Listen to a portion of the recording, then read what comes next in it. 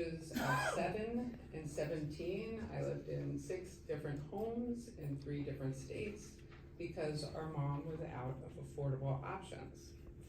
And I remember all too clearly what it felt like to not feel settled at an age when stability is all you want.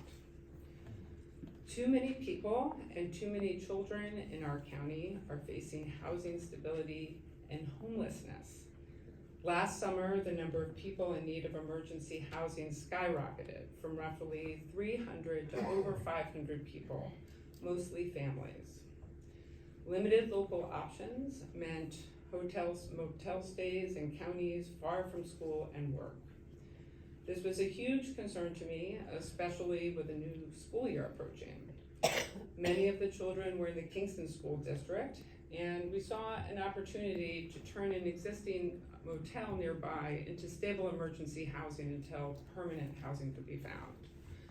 We leveraged the county's authority to negotiate upgrades with motel owners at the motel's expense, including improvements to rooms and grounds and an outdoor play set for the children.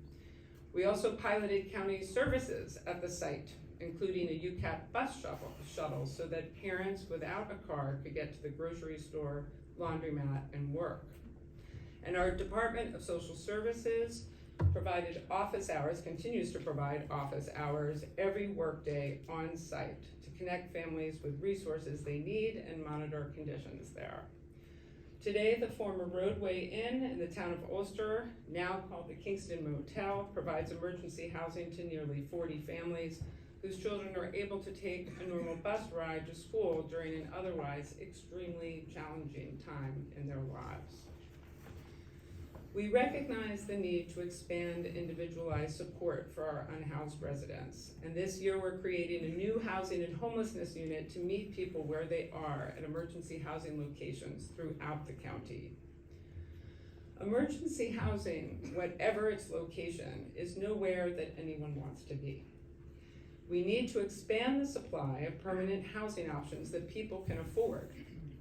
At present, 42% of our residents spend more than half their income to keep a roof over their heads, and that's because the shortage of housing puts upward pressure on rent and the cost of buying a home. One of my top priorities coming into office last year was to create a county fund to catalyze new housing that's affordable, energy efficient, and climate responsible. In partnership with the legislature, we got that done, creating a $15 million housing action fund with the first cycle of funding planned for this spring. All projects,